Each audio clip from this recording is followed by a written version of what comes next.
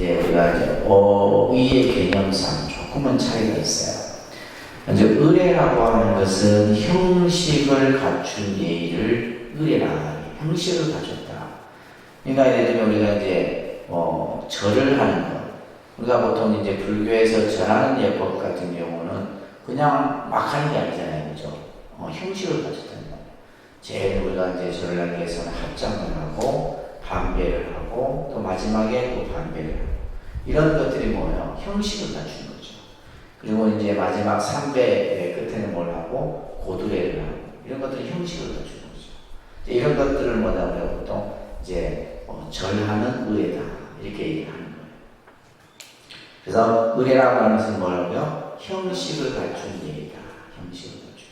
예를 들면 합장 같은 경우는 그냥 우리가 뭐 하는 것이 아니라 합장도 그죠? 이 손가락을 바디가 딱 붙어서 내 가슴 명치에 딱 반듯하게 이런 것들이 형식을 갖춥니다. 반면에 의식이라고 하는 것은 좀 의례의 개념보다는 좀 더 포괄적인 개념이에요. 그래서 의식이라고 하는 것은 의례를 갖추어 베푸는 행사를 의식이라고 합니다. 그래서 우리가 방생의식, 천도의식, 그죠? 그러니까 뭔가 어떤 형식을 갖추어서 하는데 그것을 좀 더 이제 큰 의미로 이렇게 표현할 때 의식이라고 합니다.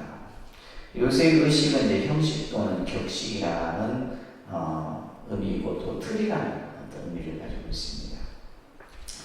그래서 우리가 이제 보통 불교 의례, 불교 의식 이렇게 대표를 쓰는데 이것은 근데 그냥 구분해서 딱 쓰기보다는 그냥 혼용해서 많이 쓰는 편이에요. 그러니까 대표적으로 이제 우리가 봉불의식, 봉불의례 이렇게 표현. 형식을 갖추어서 하는 이제 형태이기 때문에 의례라는 말도 쓰게 쓰죠. 다음에 봉불의식, 덕배의식, 수행의식, 예를 들면 뭐 불공의식, 그 다음에 뭐 천도의식 이런 데 여러 가지 다양한 의식들이 있어요. 자, 제일 먼저 우리가 이제 봉불의례라는 내용이 나오는데 그 옆에다 여러분들 점안식이라 이렇게 써놨어요. 우리가 봉불이라고 하는 것은 부처님을 모시는 의식을 이제 봉불식이라고 하거든요. 보통 이제 줄여서 이제 봉불식 이렇게 합니다. 봉불식. 근데 이것을 이제 좀 더 우리가 하게 되면 점안식이다라고 하는 것이 일반적으로. 그래서 우리가 보통 점안법회, 점안식 이렇게 표현을 쓰는데 이것은 이제 부처님을 모시는 의식이에요.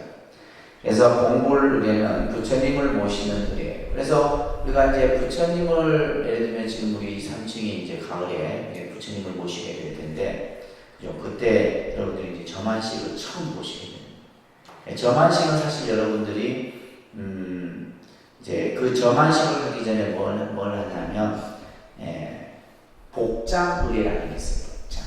복장. 그러니까 복장이 뭐냐면 이 부처님 이 불상 안에 이제 그 옛날로 치면 막 칠부가 관에 다 들어가요. 뭐 금은 유리, 뭐 자고만호. 그래서 옛날 이제 이렇게 오래된 불상을 이렇게 조성할 때 보면 그 안에 이제 특히 왕이 불상을 조선에서 모셨을 경우에는 그 안에 진귀한 그 보물들. 그래서 옛날 이제 보면 도굴꾼들이 불상을 이렇게 그 밑에를 이제 뜯어서 그 안에 있는 막 보물이나 감 나가는 것들을 가져가거든요. 그래서 지금도 부처님 모실 때 그 안에 이제 주로 이제 금이나 은 이런 것들을 다 넣습니다. 다이아몬드까지는 안 넣더라도 이제 그런 것들을 부처님 복장문이라고 해요. 복장문. 그게 보면 이제 부처님을 조성한 연유라든지 연도라든지 누가 불상을 시주했는지 이런 것들이 전부 들어가요. 그래서 우리가 이제 어떻게 보면 불상이 발견됐잖아요.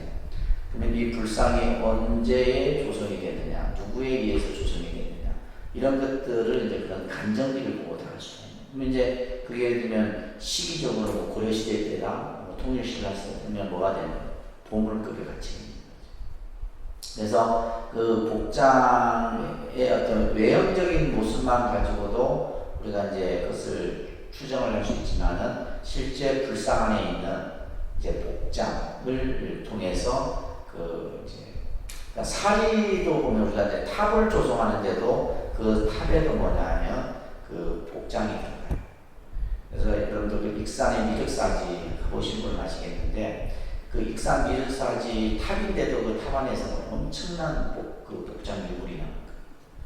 그래서 이 복장 유물 같은 경우는 저희가 이제 이번에 삼존부를 모시는데 이 복장이 의뢰 같은 경우도 전통식으로 쉽게 말해서 이제 옛날 고전 문헌에 따라서 하게 되는 이런 형식을 지금 저희 같이 이제 하려고. 근데 복장하는 건 여러분들이 보지는 못하죠. 이제 스님들하고 증명하는 스님들하고 이렇게 쫙 해갖고 이제 하게 됩니다. 그게는 이제 경책도 들어가고 스님들 가사도 들어가고 그 시대에 있었던 것들이 전부 들어가요. 그러면 이게 나중에 수백 년이 지나게 되면 어떻게 돼요? 또 엄청난 가치가 있는 거죠. 이제 그런 식으로 이제 우리가 보통 점안을 하기 전에 복장 그 의식을 먼저 합니다. 그리고 나서 이제 하게 되는 것이 점안이에요. 점안은 여러분들이 이제 참여할 수가 있어요. 그래서 이제 그 부처님 오색실을 비롯해서 이제 또 점안이라는 것은 이제 눈에 그 점을 찍는 거예요. 다시 말해서 불상이 아니라 뭐요? 살아있는 부처님의 모습으로 그대로 화현시키는 이 의식이 바로 동불 의식이에요. 그래서 이제 또 탑을 도는 의식이 있죠. 그것을 요탑불이라고 해요. 보통 우리는 탑돌이 이렇게 하잖아요. 그죠? 탑돌이를 하는데 원래 명칭은 요탑불이에요. 그런데 요탑이에요. 탑을 돈다 이런 말이죠. 그래서 지금 요게 이제 요 화면이 이게 이제 그 창원에 내가 있었던 구룡사에 이제 이 불상들이 굉장히 많았어요. 그래서 제가 제일 가서 이제 뭘 했냐면 이제 개금 불사를 해서 다시 점안을. 개금은 뭐냐면 이제 이 부처님의 이 불상이 청동으로 조성을 되든 나무로 조성을 되든 종이로 만들든 전부 뭘로 해요? 금을 마지막에 다 입혀요. 금을 다 입히는데 그 이제 부처님 옷을 갈아입히는 거죠. 여러분들 이제 태국이나 미얀마 이런 데 가면요, 실제 이제 그 사찰에 금을 옆에다 나가고 금을 계속 입히는. 이거 굉장히 미얀마나 태국 사람들, 스리랑카 이쪽에서는 늘 합니다.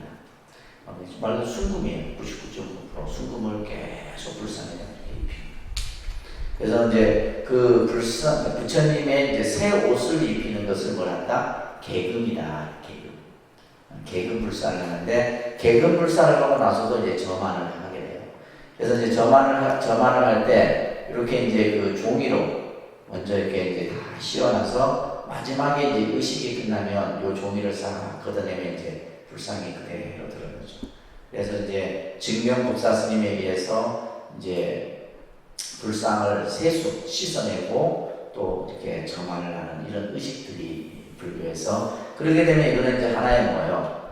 우리가 살아있는 정말 현존하는 부처님과 같은. 그래서 그냥 상으로 있을 때는 그냥 상이에요. 근데 이런 점안식을 통해서 우리가 신앙의 어떤 귀조로서의 부처님의 모습을 만나게 됩니다.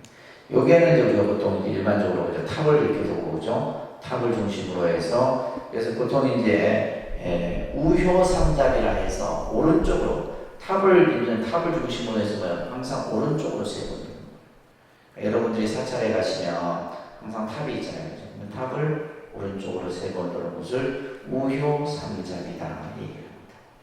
이것은 보통 우리가 이제 탑을 도는 의식입니다. 그죠?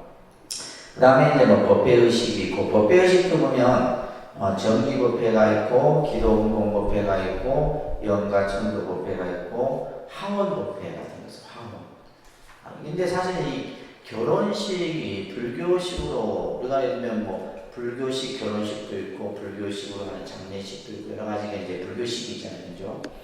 근데 이제 이 결혼식, 이 하원법회가 사실은 좀 보편화돼야 되는데, 보면 우리가 결혼식 하면 성당, 교회에서 하는 거는 그렇게 사람들이 많이 그죠?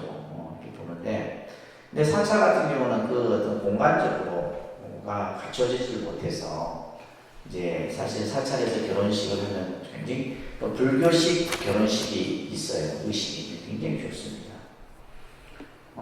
그래서 이제 저 서울에 우리 그때 서울에 갔었던 봉은사는 결혼식장이 따로 있어요. 사찰에서 운영하는 결혼식장. 일반 결혼식장보다 홀 시설이 좋죠. 그래서 이제 그렇게 하기도 하고 또 이제 요즘에는 사찰에서 보면 규모가 있는 사찰을 보면 결혼 상담소를 운영해요. 그래서 불자들끼리 얼마나 좋아요. 불자들끼리 뭐요? 서로 중매를 해주기도 하고 그래서 이제 그렇게 하는 경우들이 많습니다. 서울에는 뭐 조계사도 있고 구용사 같은 데도 결혼 상담소가 있고 그다음에 이제 뭐 봉은사도 있고 다 있어요. 근데 이제 보통 우리가 절에서 왜 결혼식을 이렇게 안 하냐 했을 경우에 장소 부분이 좀 교회 같은 경우나 성당은 이미 장소 자체가 결혼식을 하게끔 다 만들어져 있어요. 근데 우리가 사찰은 대부분 뭐 방석을 놔야 되고 앉아서 하는 이런 사람들이 불편해하거든. 불편해하는데 그리고 이제 또 하나는 사찰에서 결혼식을 하면 젊은 사람이 하는 게 아니라 재혼 이런 이제 이미지들이 있어요. 그게 이제 왜 그런가 생각했더니 예전에 80년대 때 그 최고 인기 있었던 조용필이 결혼을 절에서 했는데 그때 이제 재혼을 절에서 했었어요. 두 번째 그 부인하고 그때 뭐 엄청난 뉴스에 어마어마하게 나왔어요. 조용필 그 결혼하는 장면이. 그러니까 사람들이 이제 사찰에서 하면 재혼들이 게 인식이 되는 그 영향이. 그래서 저도 이제 결혼식을 서울에 있을 때 몇 번 봤는데 다 보면 재혼. 젊은 사람들이 잘 안 해. 근데 이제 사찰식의 불교식 결혼식 이게 사실 좋은데 이게 좀 보급이 좀 돼야 돼 사실. 이런 것들이 좀 필요하고 뭐.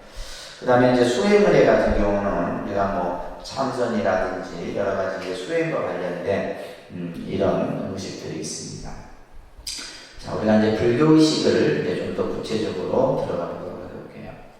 그래서 불교 의식은 봉행되는 목적에 따라서, 그죠? 봉행되는 목적에 따라서 이제 의식이 구분이 되게 됩니다. 그런데 예불 의식, 헌공 의식, 법회 의식, 천도 의식, 구경 의식, 이런 의식들이 다양하게 이렇게 돼요.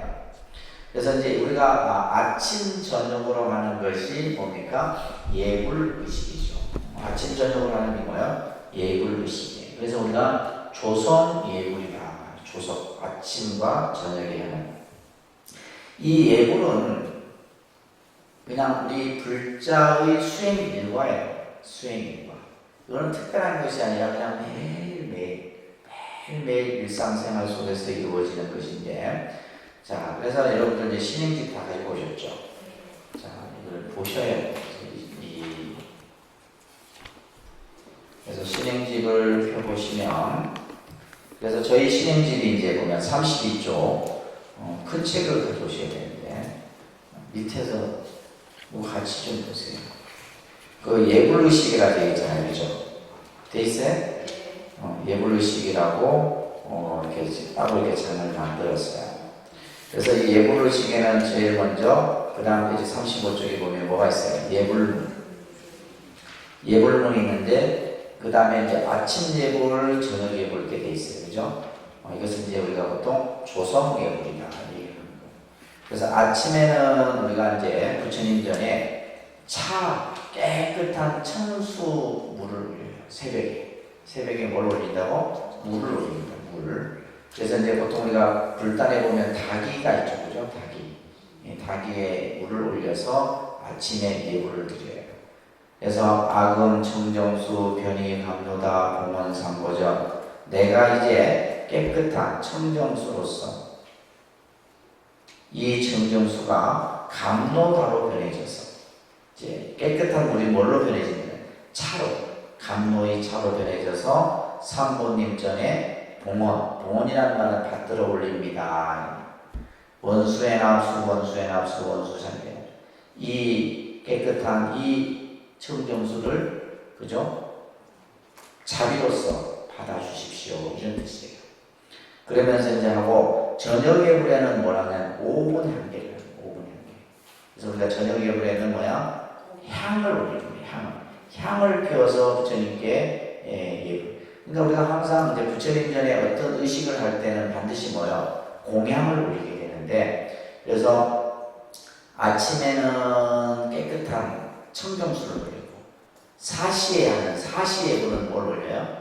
부처님께 맞이를 지어서 올리고, 저녁에는 뭘 올리고? 향을, 공향을 올려서 예불을 드리는 거예요.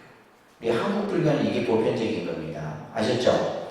그래서 저녁 예불에는 5분 훈계를 이렇게 해서 이제 우리가 하게 돼요. 그리고 나서는 여러분들 쭉 넘겨보시면 42쪽에 보면 행선축원이 있어요. 행선축원. 이 행선축원은 새벽 예불 때 나가는 거예요. 아침 예불. 아침 예불 때만 통도사든 송광사든 또 다른 사찰 같은 경우는 또 이산행선사 발언문을 하기도 해요. 근데 보통은 이제 행선축원을 보고 합니다. 이 행선축원은 이제 주지스님이 이제 새벽에 하게 돼요. 행선축원이 끝나고 나면은 뭐래요? 반야신경을 하게 돼요. 그래서 지금 이제 이 아침 우리가 보통 이 예불, 저녁 예불 하고는 거의 패턴이 똑같아요.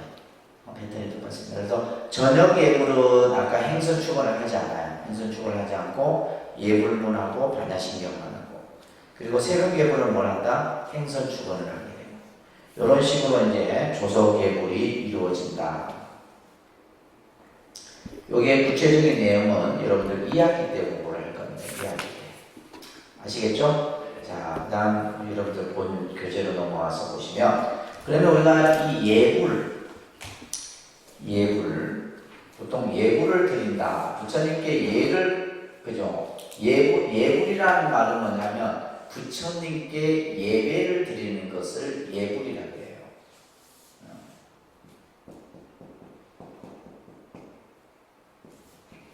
그죠? 예불 드린다. 그러니까 예를 드리는 거죠. 예를 갖추는 거죠. 부처님께 내 마음의 지극한 믿음과 원력을 이제 갖추어서 부처님께 뭐 예경. 다시 말해서 이 예는 예경의 의미가 있고, 그죠? 예경. 그러니까 부처님에 대한 귀. 또 하나는 뭐냐면 예배라는 말을 씁니다. 보통 우리가 이 예배라는 용어는 불자지 잘 안 써요. 기독교인들이 많이 씁니다. 근데 그 사람들은 예배가 아니에요. 본인들 용어인지도 제대로 모르고 쓰는 거예요. 왜? 그 사람들은 예배라고 하는 것은 이제 옛날에는 보면 여러분들 교회 이렇게 사진들 중에 보면 기도하는 사진이 있어요. 그 사진을 보게 되면 무릎을 꿇어요. 무릎을 꿇었을 때는 예배예요. 무릎을 꿇지 않고 교회는 어떻게 해요? 탁자에 앉아서 이렇게 이거는 뭐예요? 기도예요. 기도하고 예배가 달라요. 예배라는 것은 반드시 뭐예요? 그러니까 무릎을 꿇어서 이 배자가 뭐냐면 절배자. 이 말을 땅에 넣는 거예요.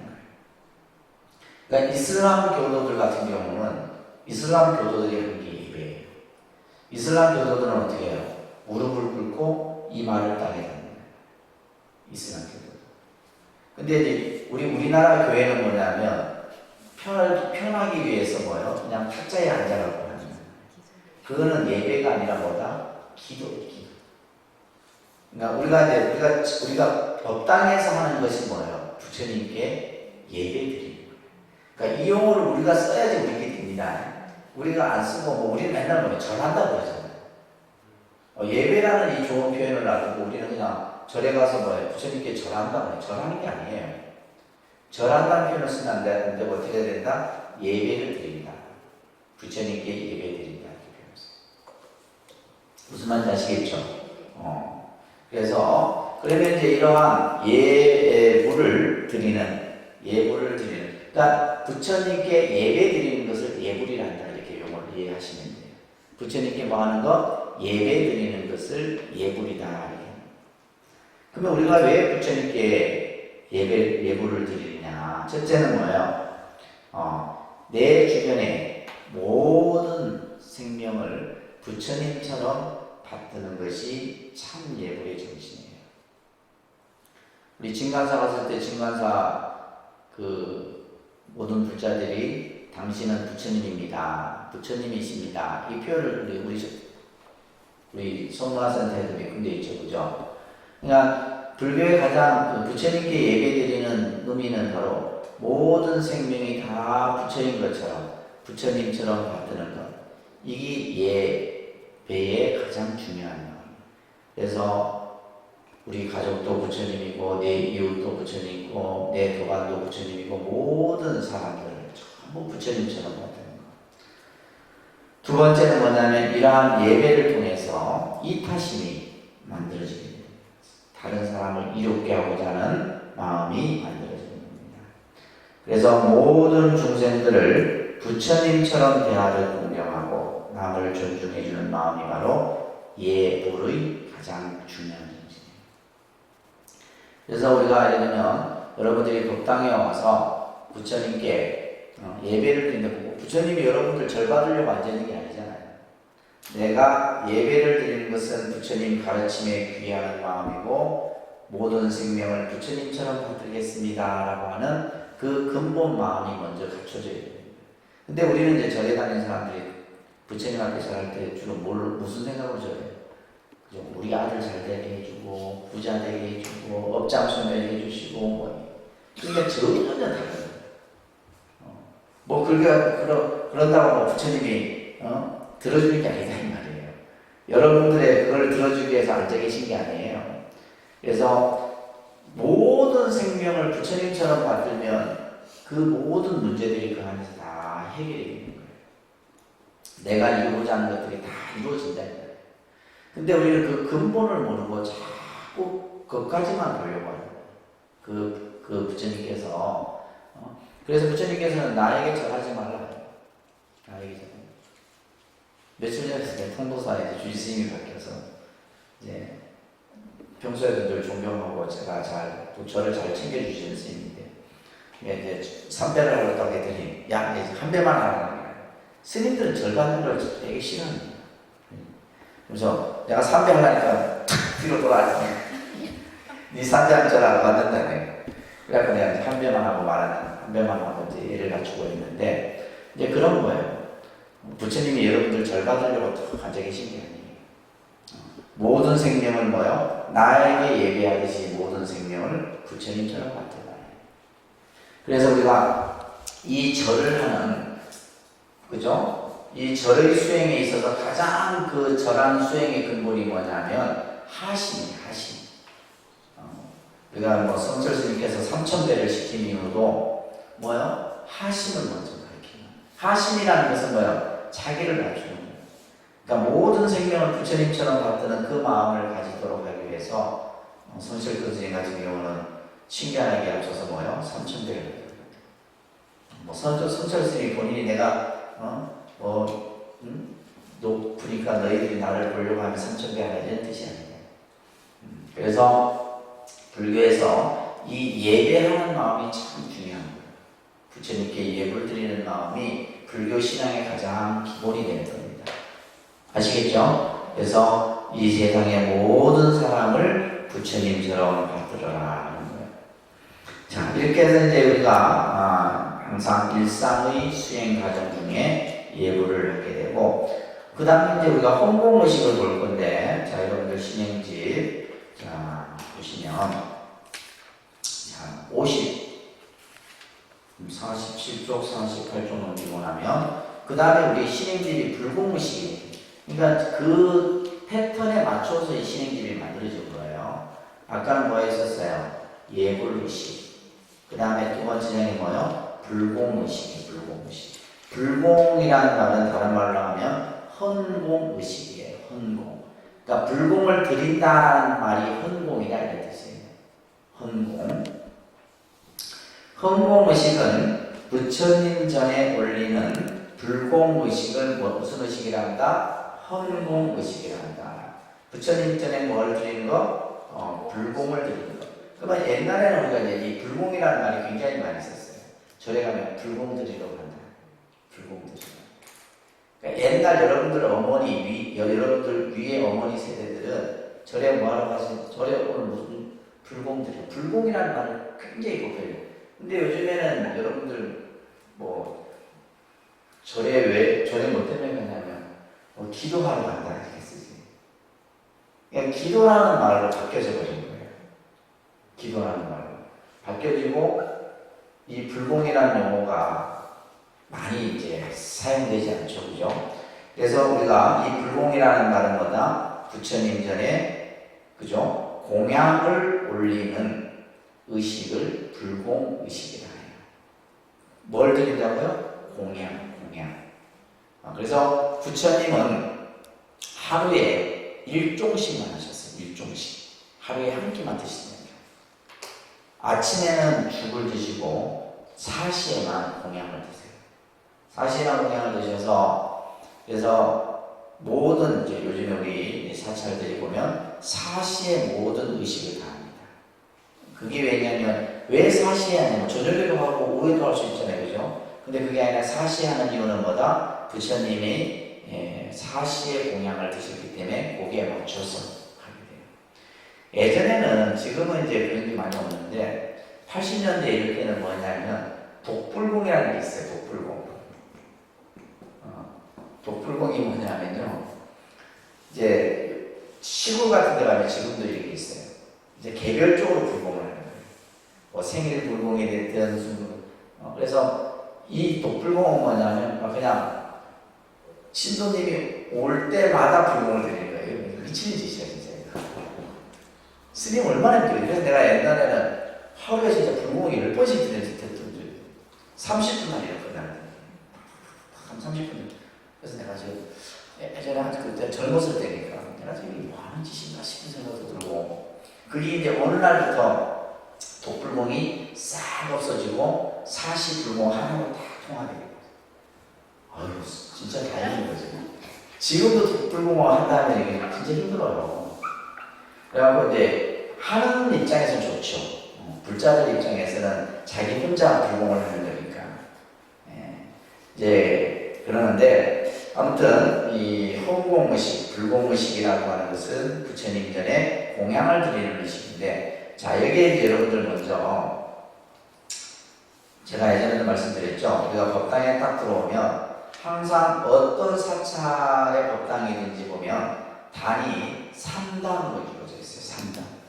자 제일 중앙에 있는 단을 상단이라고 해요. 그러니까 상단은 지금 우리가 이제 여기에 법당의 상단은 뭐냐면 여기까지가 상단이죠. 여기서부터 여기까지 쭉 여기까지가 상단. 그리고 이쪽이 중단이에요. 중단. 무슨 단? 중단. 그래서 상단은 불보살의 존상이 있는 단을 상단이라고 해요. 상단. 그래서 우리가 부처님 전에 불공하는 것을 상단불공이라고 표현합니다. 그러니까 용어가 다양하죠, 그죠? 그래서 보통 우리가 자 상단불공합니다 했을 때는 뭐예요? 불보살을 중심으로 하는 공양 의식을 상단불공이라고 해요. 그 다음에 중단불공이라고 해요, 그죠? 중단은 이제 신중단이에요. 중단은 무슨 단? 호법선신을 모신 단을 신중단이에요. 중단이고, 그 다음에 또 이쪽에 하나 단이 있죠. 이거는 하단이에요. 하단. 그래서 상단, 중단, 하단은 연가단이에요. 하단은 무슨 단? 연가단. 그래서 우리가 이제 제일 먼저 상단을 먼저 하고, 그 다음에 중단을 하고, 마지막에 하단을 하는 거예요. 여기서 중요한 것은 뭐냐면 상단에 있던 공양을 중단으로 이렇게 물려요. 중단으로 옮긴다. 이것을 중단태공이라고 해요. 중단태공이라고 하고, 이게 무슨 의미냐면 이 신중은 부처님으로부터 받은 공양을 가장 좋아해요. 그러니까 우리가 예를 들면 여러분들 그랬잖아요. 옛날에는 그랬어요. 새 거보다 아버지가 자식한테 주는 걸 더 좋아해요. 직접 받는 걸 좋아한다 이 말이에요. 무슨 의미인지 아시겠어요? 그러니까 이 신중님들은 부처님으로부터 공양을 물려받은 것을 좋아한다는 새 것보다도. 그래서 상단에 올렸던 공양을 중단으로 옮기는 거예요. 근데 이 중단의 공양은 하단으로 못 옮겨요. 옮길 수가 없어요. 왜냐하면 이 공양은 영가들은 제일 무서워하는 분이 누구냐면 중단에 계신 분이에요. 귀신들이 제일 무서워하는 것이 호흡 신중단입니다. 그래서 이 중단에 올렸던 공양을 이렇게 영단으로 옮기면 영가들이 그 공양을 못 먹습니다. 그래서 근데 상단에 있는 공양은 영단으로 옮겨도 돼요. 얼마나 부처님이 잘이고. 그러니까 상단에 있던 거는 영단으로 옮겨도 되는데 중단에 있던 것을 영단으로 옮기면 돼요. 이거는 옛날에부터 이런 그 가르침들이 내려오고. 아시겠죠? 자, 그래서 자, 우리 사창에서는 항상 사시에 부처님 전에 마지라는 말이 있는데 마지 이런 말 많이 들어보셨죠? 마지를 올려야겠다. 마지라는 말을 많이 씁니다. 이 마지라는 말이 한자로는 이렇게 써요.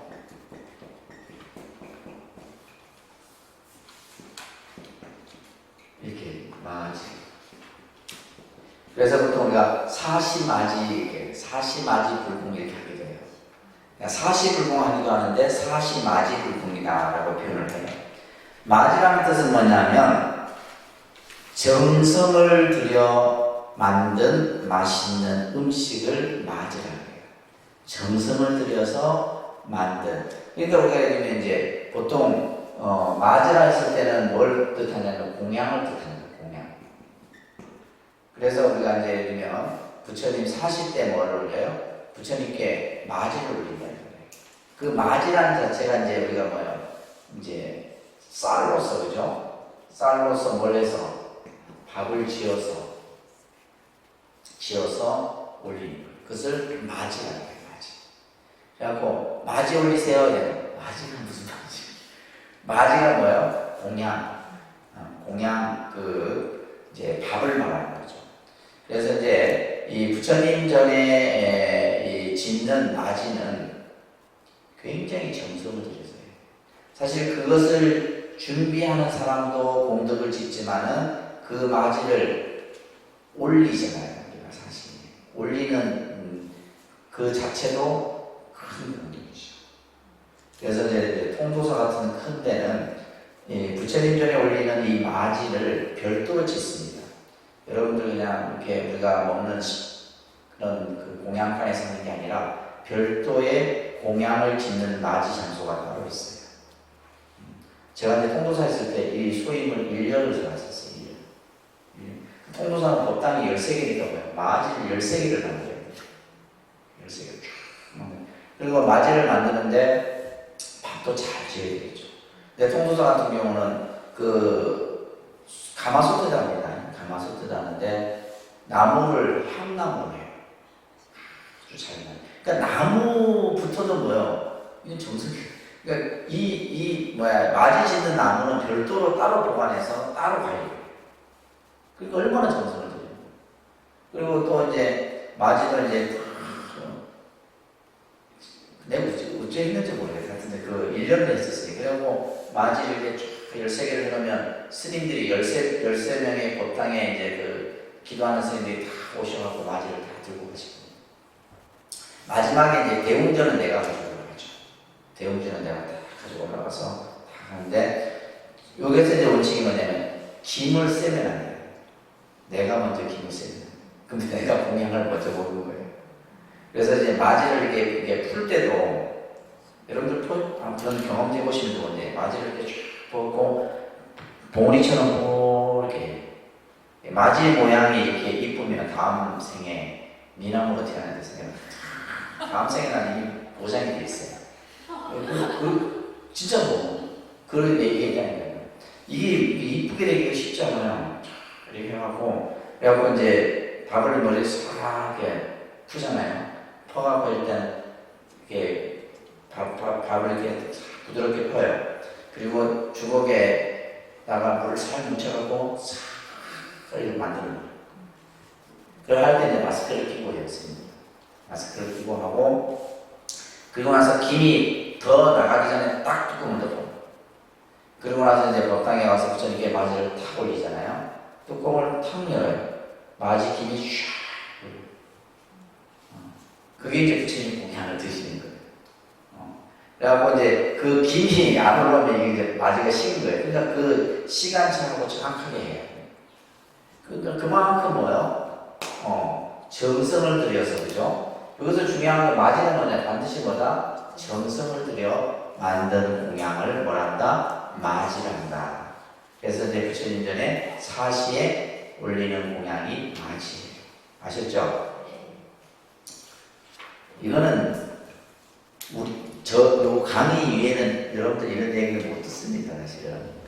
그래서 중요한 거예요. 사실 기본 아주 상식인데 우리 불자님들이 잘 못 접하죠. 자, 그러면 이제 우리가 이 불공을 드리게 되는데, 자, 여러분들 불공을 드리는 경우가 언제 우리가 불공을 드리게 돼요? 많은 사람들이 뭔가 내가 세상을 살아가면서 뭔가 일이 안 될 때, 저리 가서 불공이나 한번 드려볼까 이런 생각을 하게 되죠.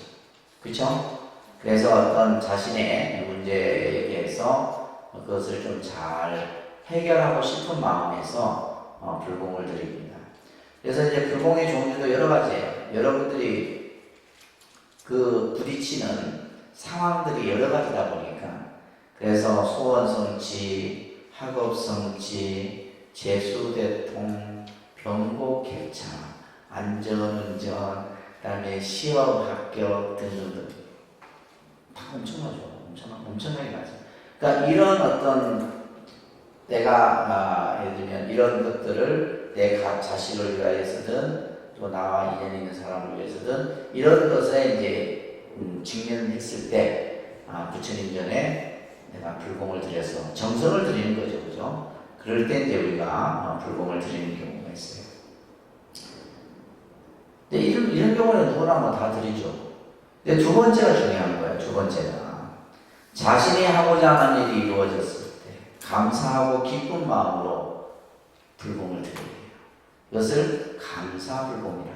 뭘 한다고요? 감사불공. 근데 이건 안 해. 뭐 안 될 때 답답할 때만 찾지. 잘 될 때는 아이고 내가 잘해서 잘 됐네. 그래서 여러분들 기독교는 이런 것들이 철저하게 이루어져요. 그래서 그 사람들의 헌금이 감사헌금이 있어요. 그래서 그들은 뭐야? 안 돼. 그래서 그들은 뭐야? 뭔가 내가 하는 일이 안 돼. 그러면 그 사람들은 뭐라 표현해요? 교회 안 다녀서 모르죠. 뭔가 일이 안 되면 신이 나를 뭐 한다? 시험한다. 신이 나를 시험한다. 그러니까 더 뭐예요? 더 강한 믿음을 가지고 그것을 이겨내는 거예요. 우리는 뭐가 안 되면 뭐라 그래요? 우리는? 아이고 그 절에 가더니 영험이 없다 그런다. 그 절에 부처님의 영험이 없다. 이게 엄청난 차이인 거예요. 내가 지금 웃자고 하는 얘기가 아니라 이 관념이 어마어마한 차이라니까. 그러니까 또 잘 되면 아이고 그 절에 부처님 영험이 있다 그러고, 안 되면 뭐 영험 없다 그러고. 근데 기독교는 그렇게 안 해요. 뭐가 안 되면 뭐야? 신이 나를 시험한다. 그러니까 더 열심히 기도하고 더 해서 그것을 이루어내려고 하잖아요. 그죠? 그래 안 돼요. 그러고 이제 예를 들면 이제 또 이제 예를 들면 기독교인들 같은 경우는 이제 어떤 일이 이루어졌을 때 말이야 신의 은총으로 내가 어떠한 일들이 이루어졌다. 이게 이제 이런 어떤 신앙마다 각각의 종교마다 그 표현하는 것이 다르다. 그래서 우리 불자들도 뭔가 좋은 일이 이루어졌을 때 부처님 감사합니다. 감사하는 마음. 그래서 일이 잘 됐을 때 감사하는 마음을 가졌을 때 또 다른 일이 잘 되는 거예요. 이게 중요한 겁니다. 알았죠? 그래서 여러분들 이제 좋은 일이 생기면 감사불공을 꼭 하시라는 거예요.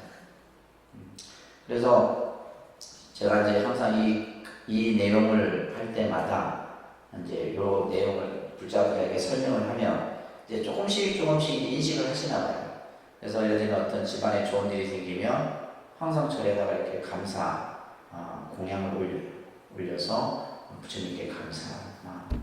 또 아니면은 이제 대중들한테 감사 공양을 올리기도 하고 그런 것들이 우리가 좀 돼야 돼요. 돼야 됩니다.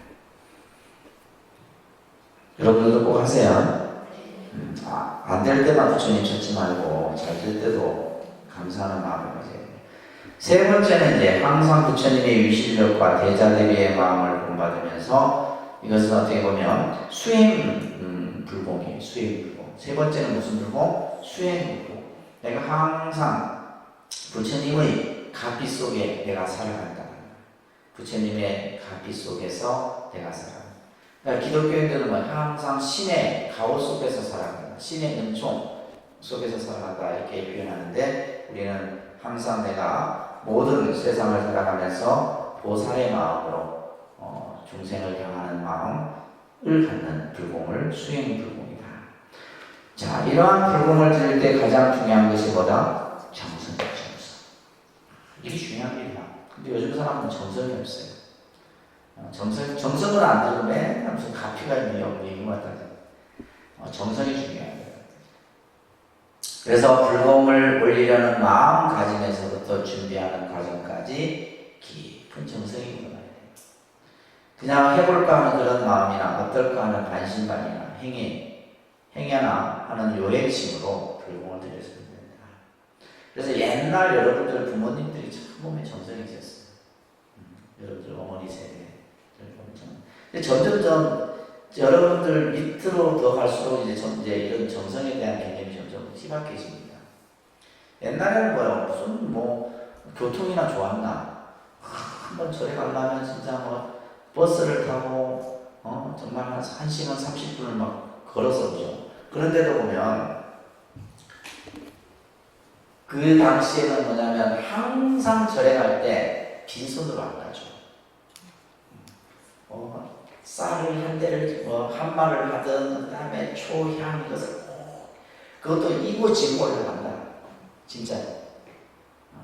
그러면서 이제 아무런 불만이 없죠. 근데 그게 어떻게 보면 참 정성이에요.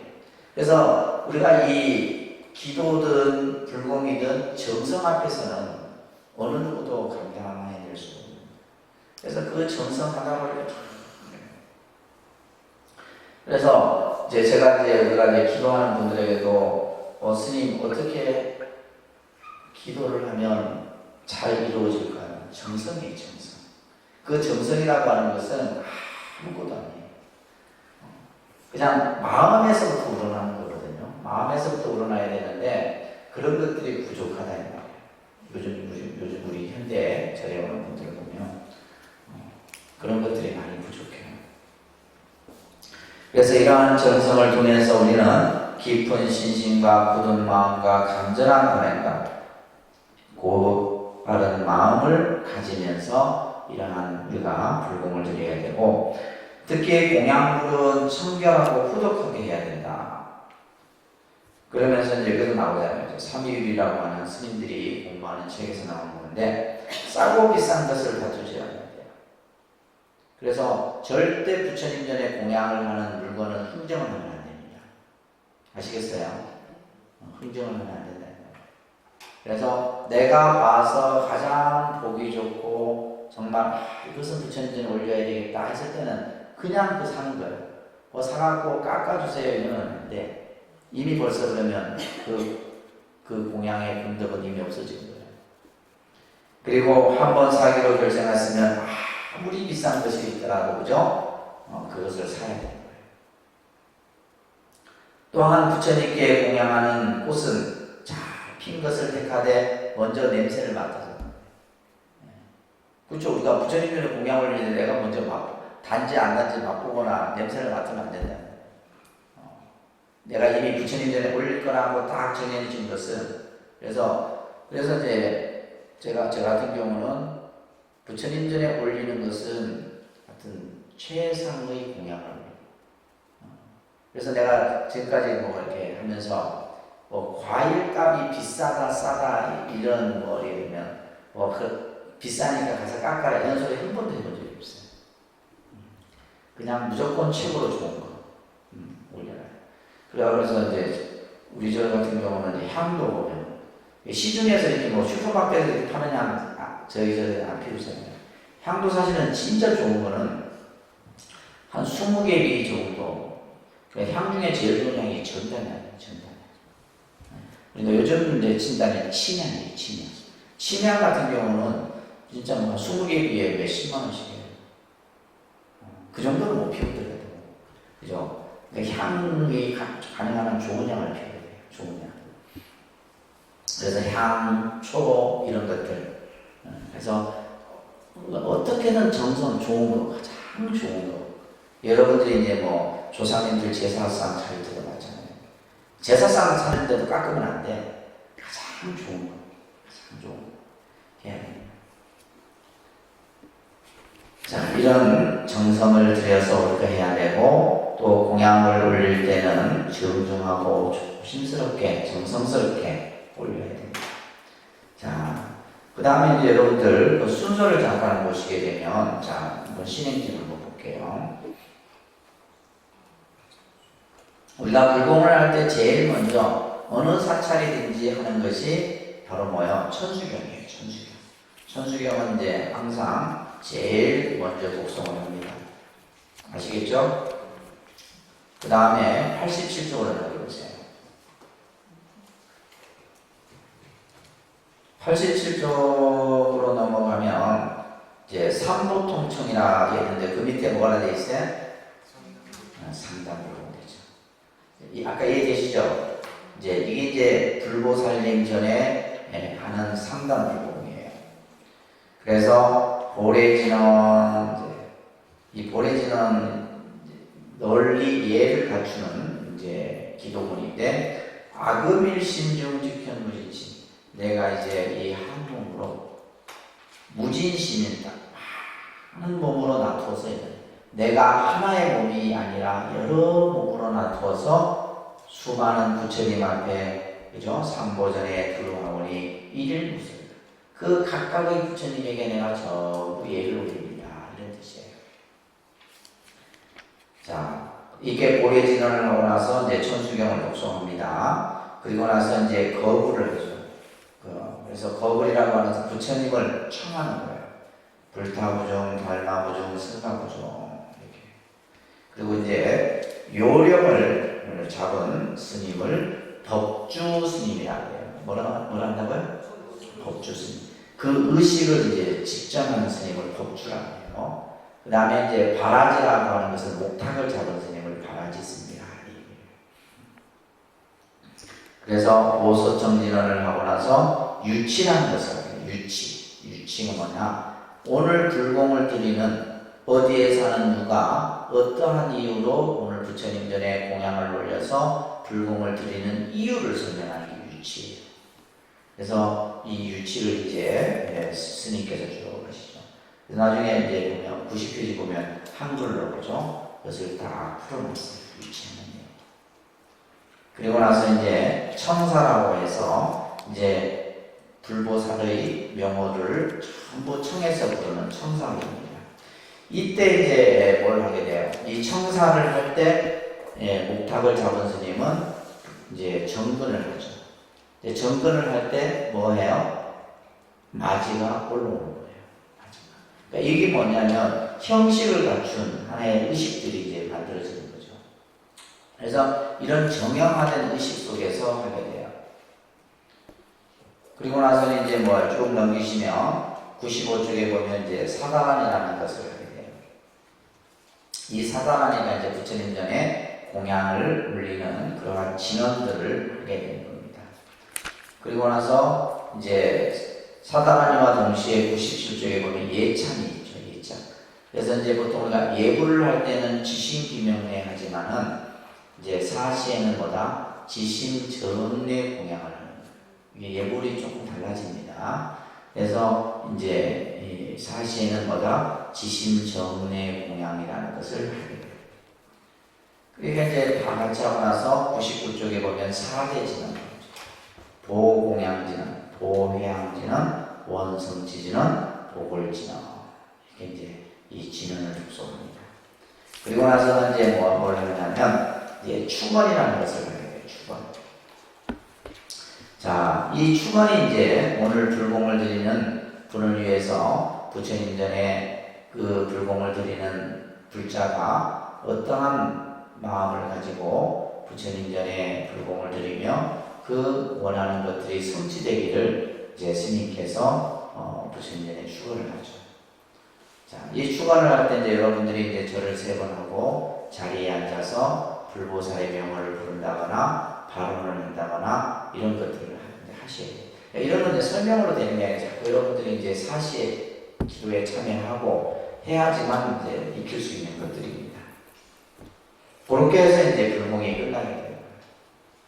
이런 이제 의식을 통해서 아시겠죠? 자, 그 다음에 이제 여러분들 다시 교재로 넘어보시면 우리가 이제 법회의식이라는 게 있죠, 그죠?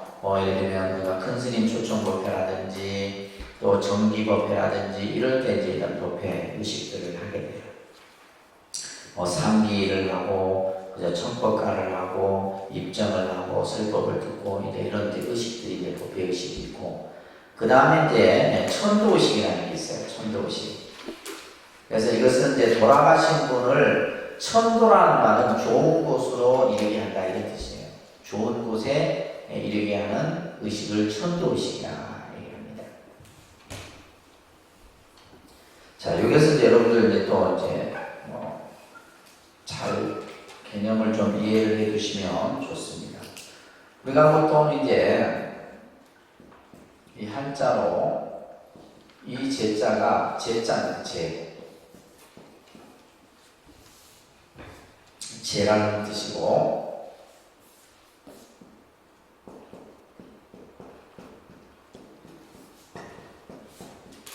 이거는 이제 우리가 육아에서 뭐요? 제사라는 이제 한자예요. 제사. 그러니까 제사와 제는 다릅니다. 제사와 그래서 여러분들이 가정에서 하는 건 뭐예요? 제사죠. 제사예요. 그래서 제사의 의미는 뭐냐면 음식을 차려서 정성을 표하는 의식이 바로 제사예요. 그래서 그죠? 조상에게 뭘 할 거예요? 정성스럽게 음식을 대접하는 거예요. 그게 제사예요. 그래서 우리가 흥복하고 또 이제 예를 들면 이제 조상님께 예를 표하고 그죠? 이게 이제 제사예요. 제사. 근데 불교에서 하는 것은 제예요. 제. 그래서 불교에서는 제사를 지낸다 이런 표현을 안 하고 뭐요? 제를 지낸다. 이 제의 의미는 뭐냐면 닦을 제자예요. 닦을 제자. 닦는다 이런 거예요.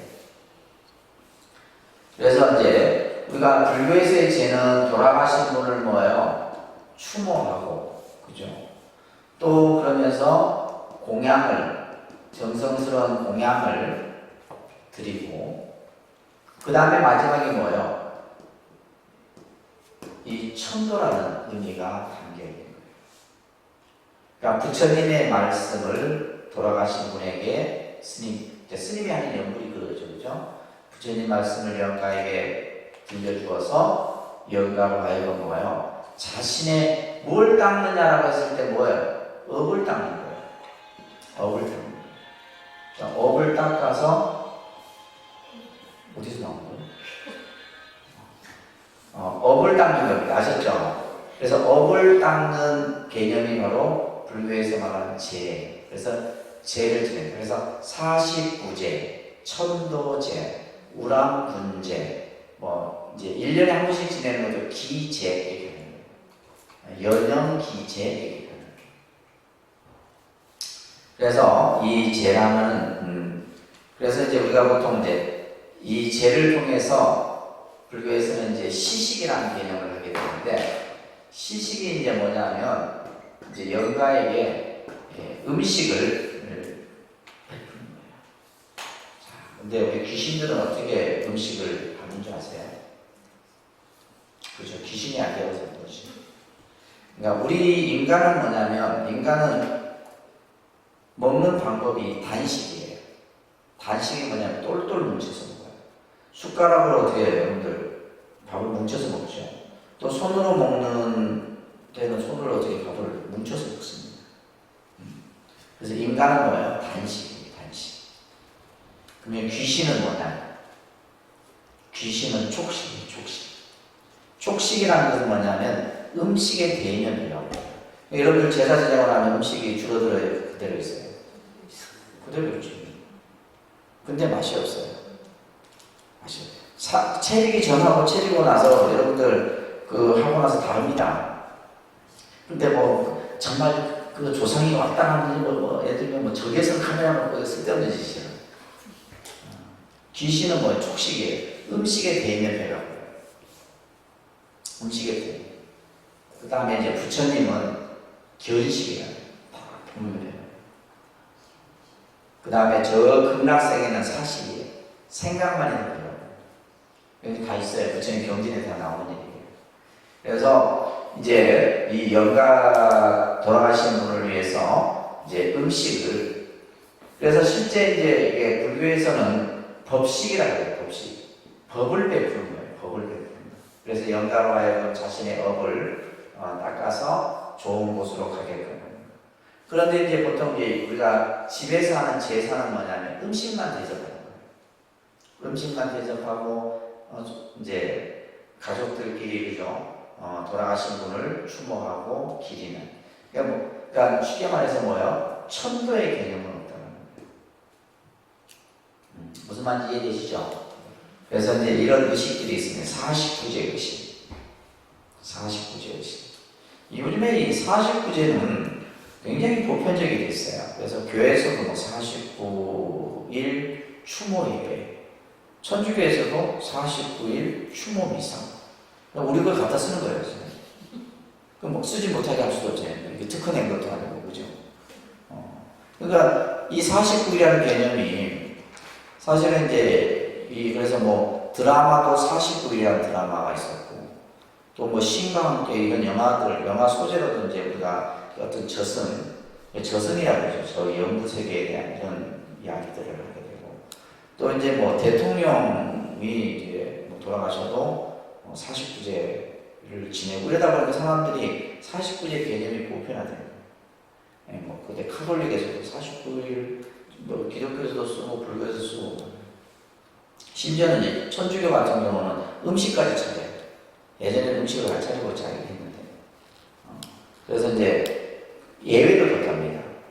한국 천주교만큼은 조상에게 절을 해도 된다는 예외를 뒀어요. 이게 천주교가 다른 종교보다 뛰어난 부분이에요. 뭐냐면 그 나라의 문화를 그죠? 배척하지 않고 수용하는. 그래서 이제 우리 불자들 입장에서 봤을 때는 천주교인들이 천주교가 그래도 불교랑 비슷하고 되게 호의적이고 그러죠. 사실은 더 무서워. 천주교가 더 무섭습니다. 왜? 다른 종교의 장점을 그대로 자기 것으로 만든 거예요. 근데 기독교인들은 뭉쳐놓는 거예요. 왜냐하면 배척하게 되면 결국 갈등이 생기거든요. 그러니까 뭐 이제 뭐 천주교 신부님들이나 수녀님들이 스스럼 없이 절에 와서 스님들하고 교류도 하고, 그래서 이제 좋은 거는 자기 거로서 다. 그러니까 심지어는 뭐냐면 저희 동국대학교에 카톨릭에서 신부 하나를 보내요. 불교를 공부하게. 이분이 불교 박사까지 받아요. 그래갖고 카톨릭 대학교에서 불교를 강의해요. 이 정도예요. 그러니까 철저하게 다른 종교의 장점들을 가지고 자기 것으로 만든다. 우리 불교 신자들은 그건 보고 그냥 간도 쓸 데도 없지. 49제 같은 경우는 사람이 딱 죽어요. 딱 죽으면 여러분들이 태어나는 순간부터 죽을 때까지 여러분들을 기록을 합니다. 오늘도 기록해. 몇 월 며칠 날 그래도 7시에서 9시까지는 독립선언에서 그래도 이제 불교 공부를 했다. 기록을 다 해요. 여러분들 명부가 다 있습니다. 예를 들면 우리가 호적등본 같으면 태어나서 누구 아버지와 누구 어머니로, 그죠? 어디에서 살고, 이사를 하고, 결혼하고 다 있듯이, 주민등록 등본, 초본, 호적 등본 다 있잖아요. 이 승에만 있는 게 아니에요. 저승도 있다는 거예요. 그것을 다 기록을 해요. 그래서 여러분들이 숨이 딱 끊기면, 그걸 가지고, 자기 서류를 가지고, 이제, 자기 이제 그 연가대왕 앞에 가서 심판을 받거든요. 심판을 받는데 우기고 그러면 안 됩니다. 다 알아. 어째 내가 안 했는데요. 막 발뺌하고 막 난 모르겠어 이렇게 하면 안 돼. 왜? 업경대라는 게 때문에 업경대. 거울이 있어요. 거울. 그걸 딱 보면 여러분들이 쫙 다 나와. 큰일 났다 이제. 그래갖고 이제 이 일주일마다 이제 심판을 받아요. 일주일 심판을 받는데 49일이 어떻게 보면 마지막 최종 심판이에요. 49일 날 딱 결정이 돼. 근데 나는 도저히 그 승부 못하겠다. 그럴 거 아니에요. 재심 청구를 해요. 그래도 똑같아. 난 49일에 도저히 나는 억울해서 나는 이게 승부 못한다. 그러면 100일까지 가는 거예요. 그래서 이제 7번째 대왕을 만나고 100일이 8번째 대왕이에요. 그 다음에 9번째, 10번째 가면 9번째가 1주기, 10번째가 2주기. 그래서 우리가 보통 절에서 보통 2주기까지 지어주면 참 좋아요. 2주기까지. 그러니까 49일 날 딱 결정이 나는데 이제 100째, 그 다음에 1주기, 2주기까지. 이렇게 해서 이제 그래서 이제 49일이 돌아가신 거예요. 굉장히 중요해요. 49일을 기점으로 해서 다음 생이 다 결정이 되거든요. 그런 것들이 이제 우리가 불교에서 천도의식 같은 걸 합니다. 이 천도의식도 굉장히 복잡해요. 또 이제 구병시식이라는 게 있어요. 구병시식. 구병시식은 뭐냐면 이제 돌아간 영가인데 이 영가가 천도가 안 되는 거예요. 천도가 안 돼갖고 누가 이거 붙어버리는 거예요. 그래서 우리가 보통 신병이라고 그러는데 신병. 의외로 많습니다. 신병. 그래갖고 이제 우리가 보통 이제 신병의 특징은 뭐냐면 시름시름 알아. 그리고 눈동자를 보는 거예요. 눈동자를 보면 신이 들어왔는지 안 들어왔는지 다 표현해요. 그래갖고 이제 이런 경우에는 이제 그 신을 신을 떼내지 않으면 계속 아파. 아니면 그 신을 받아들이든지 둘 중에 하나를 택해요. 그래갖고 이제 그것을 떼내는 의식이 이제 우리가 불교에서 구병시식이라는 게 있어요. 구병시식. 그 이제 그런 걸 안 걸리려고 하면 스트레스 받으시면 안 돼요. 그러니까 머리에 뚜껑 열리는 순간 이제 들어오는 겁니다. 뚜껑 열리면 안 돼요. 그래서 우리 눈에 보이지 않아요. 우리 눈에 그러니까 정상인 사람은 안 보입니다. 근데 이제 신병이 있는 사람은 다 보여요. 저기.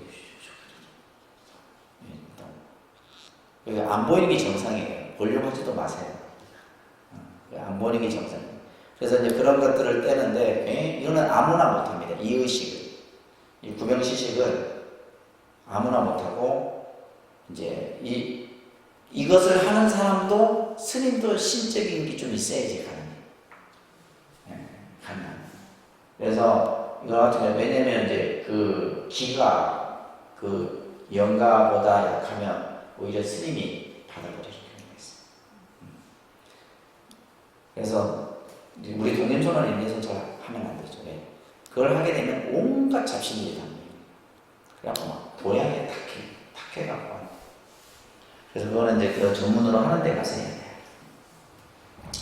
자, 뭐 더 이제 재밌는 얘기가 많은데 시간이 없어서 이 정도로 하고, 그 다음에 기도의식을 잠깐 볼게요. 기도의식. 여러분들에게 이제 제일 중요한 게 어떻게 보면 불공, 그 다음에 기도예요. 기도라는 것은 빈다라는 뜻이에요. 그냥 기도가 무슨 뜻이냐? 빈다 이런 뜻이에요. 그래서 우리가 이제 뭔가 종교라고 하는 것은 그 종교가 가지고 있는 가장 중요한 요소 중에 하나가 바로 기도입니다. 어떤 종교든지 다 기도가 있죠. 기도하는 방법, 기도하는 절차 이런 것들이 다 있습니다. 그래서 그 기도라는 것을 통해서 내 믿음을 확인하고, 그죠? 그 기도라는 것을 통해서 어떤 신이 됐든 부처님의 가피가 됐든 그것에 대한 어떤 이제 내가 원하는 것을 이루어보는 그 힘이 바로 기도를 통해서 이루어지게 돼요. 그래서 이제 기도의 방법을 보게 되면 불보살에게 귀의하고 공양하고 예경하고 참회하고 염송하고 이제 이런 개념이 이제 기도예요. 근데 이제 이게 참 중요한 내용인데 많은 사람들이 특히 이제 우리 불교 신자들은 기도를 잘 못해요. 기도를 못합니다. 왜냐하면 기도하는 방법을 안 가르쳐 주니까 못해요. 안 가르쳐 줍니다. 또 가르쳐 준다 해도, 그러니까 기도라는 개념은 뭐냐면 대화예요, 대화. 기도가 뭐라고요? 대화입니다. 누구와의 대화예요? 기독교인들이 기도를 하면 신과의 대화예요. 불자들이 기도한다는 것은 불보살과의 대화예요. 그래서 대화인데 그 대화를 못한다. 그러니까 우리가 책을 보고 하는 것은 일방적인 대화예요. 그래서 기도라고 하는 것은 내 마음의 소리예요. 내 마음의 소리. 내 마음에 있는 소리를 불보살에게 할 수 있어야 되는데 그 훈련이 안 됩니다. 그 훈련. 그러니까 우리가 예를 들면 법당에 와서 기도 같은 게 아니라 그냥 내가 두 손 모으고 내 마음에 있는 소리를 그대로 붙여지게 하는, 힘들고 아프고 괴로운 얘기, 또 아니면 감사하고 좋은, 그것을 통해서 불보살에게 내 마음속에 있는 것을 다 풀어내는 그런 대화가 잘 안 되잖아요. 그죠? 잘 안 돼요. 그걸 하다 보면 막 참회의 눈물도 나오고 자기의 어떤 여러 가지 어떤 마음의 이런 것들이 다 드러나요. 자, 그게 이제 우리가 기도인데, 그래서 보통 우리가 뭐 기도하면 뭐 다란이 몇 번 읽고 뭐 경 몇 번 읽고 이게 그 기도 아니에요. 그런 기도의 한 방법이 있는 것이지, 기도의 온 뜻은 첫째, 그죠? 어떤 마음이 되냐면 귀예경의 마음이 먼저 갖춰져야 돼요. 귀예경. 이거는 뭐냐면 부처님에 대한, 불보살에 대한 절대적인 믿음이 있어요. 우리가 이렇게 믿음이 없이 어떻게 기도가 해요? 내가 하면 될까? 이런 마음으로는 안 되는 거예요. 귀와 예경의 마음은 뭐예요? 불보살에 대한 절대적인 믿음이에요.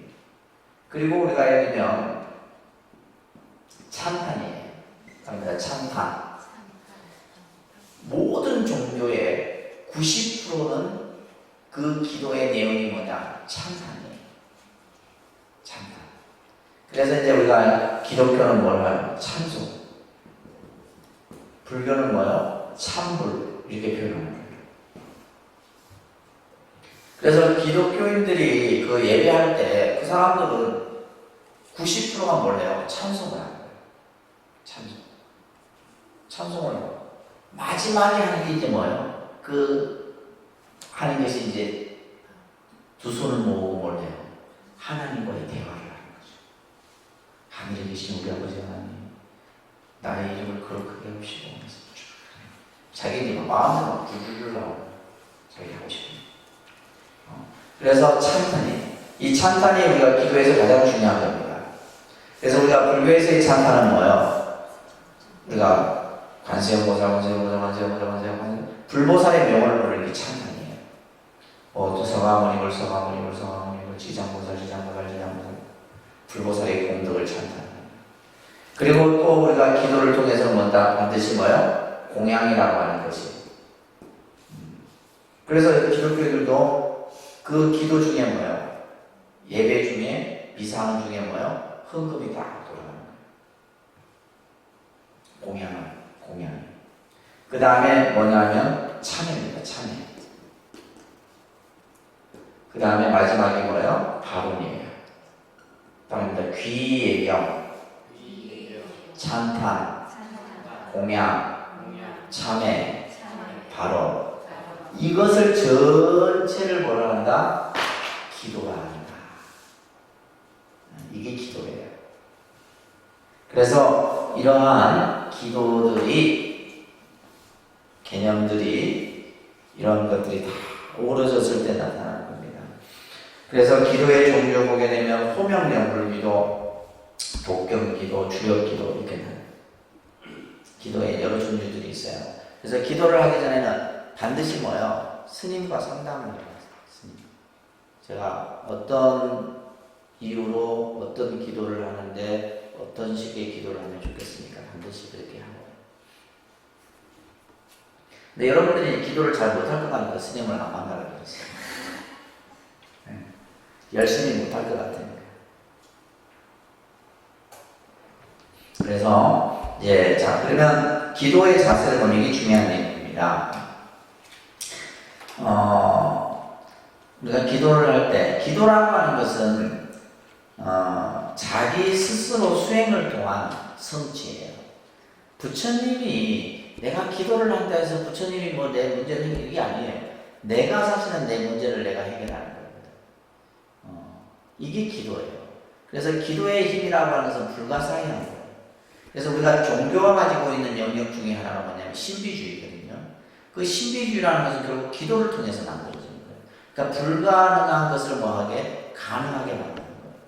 그게 누가 하는 거예요? 내가 가지고 있는 내 힘으로 하는 거예요. 그래서 기도라고 하는 것은 스스로 수행을 통한 자각의 성취이고, 또한 기도가 어떤 이기심과 탐욕적인 마음에서 비롯된 것이라면 이 기도는 잘못된 기도예요. 이런 얘기를 쉽게 말해서. 자, 이제 얼마 있으면 이제 또 이제 수능 기도, 학업 성취 기도, 뭐 시험 이런 기도들을 많이 하게 되는데, 우리 아들만 꼭 합격하게 해달라. 그럼 남의 아들은 떨어지는 소리잖아요. 요즘 같은, 그죠? 근데 예를 들면, 그래서 스님들이 축원을 할 때 이렇게 축원을 해요. 학업자 수분 성취. 수분 성취라는 건 닦은 것만큼, 노력한 만큼 그 결과가 얻어지기를 이렇게 부처님들의 발언을 하는 거예요. 뭐 시험에 올려진 아이만 보는 게 아니에요. 노력한 만큼, 자기가 열심히 애쓴 만큼 그 결과가 이루어지기를. 그래서 모든 이들이 다 뜻하는 대로 이루어지기를. 그러니까 좀 더 마음을 큰 마음에서 기도를 해야 된다 이런 얘기예요. 기도는 우리의 무한 청정한 공덕을 실현하는 과정이고 또 나 자신의 문제를 해결하는 발림길과 같은 것이에요. 그래서 기도를 통해서 기도라는 힘을 통해서 내가 풀어야 될 문제들을 우리는 풀 수가 있는 겁니다. 또 기도는 일회성에 그쳐서는 안 돼요. 근데 우리 불자들의 한계는 뭐 일회성에 그친다는 얘기예요. 수능 시험 끝나고 나면 절대 기도 안 해요. 그나마 이거라도 하니 다행이다. 우리는 그렇게 위안을 삼습니다. 수능 100일이라도 하니 다행이거든요. 기도라고 하는 것은 무슨 100일로 끝나는 게 아니죠. 계속 끊임없이 기도라고 하는 것은 일상생활 속에서 그냥 계속 이루어지는 거예요. 근데 그런 것들을 누가 살아내냐? 그죠? 저쪽에 있는 믿음을 가진 자들이 살아내요. 우리는 거의 일회성이 그치고 말이죠. 그리고 또한 우리가 이제 기도 시에 항상 여러분들이 경계해야 될 것이 뭐냐면 기도를 하다 보면 여러 가지 장애들이 생겨요. 그래서 뭐 몸이 아프기도 하고 때로는 여러 가지 이제 현상을 겪게 되기도 하는데 이런 것들이 전부 마장이에요. 마장. 이런 것들을 다 이겨내야 됩니다. 그래서 이제 가장 좋은 것은 기도를 할 때 반드시 스님과 상의를 해서 내가 어떤 기도의 종류도 달라요. 지장기도도 있고 신중기도도 있고 간음기도도 있고 여러 기도들이 있잖아요. 그에 맞춰갖고 또 해야 되는 것들이 달라요. 또 이제 절에 좀 다닌 사람인 경우가 있고 절에 초심인자가 있는 경우가 있고 다 다르다. 근데 여러분들이 하라면 다 안 해. 시킨 대로 다. 근데 우리가 보통 어떤 것을 내가 이루기 위해서는 100일 정성이라는 말이 그냥 나온 말이 아니에요. 최소 100일. 그 100일 동안 정말 정성 끝에. 그리고 그 100일이 또 100일이 되고 또 100일이 되고 100일이 10번 모이면 뭐가 되는 거예요? 1000일이 되는 거예요. 또 그 1000일이 3번 또 모이면 3000일이 되는 거예요. 10번 모이면 이제 만일까지 하는 거예요. 만일 결상 뭐 이런 이제 표현 하는 경우도 있는데 아무튼 우리가 이렇게 우리가 이 종교라고 하는 이런 어떤 내용 속에 보면 뭐 이런 기도하는 방법, 또 불공, 또 천도, 또 여러 가지 어떤 법회, 예불 다양하다. 뭐 뿐만이 아니라 방생 의식도 있고 수육제도 있고 다양한 의식들이 굉장히 많습니다. 그런 것들을 이제 여러분들이 불교 신앙을 하면서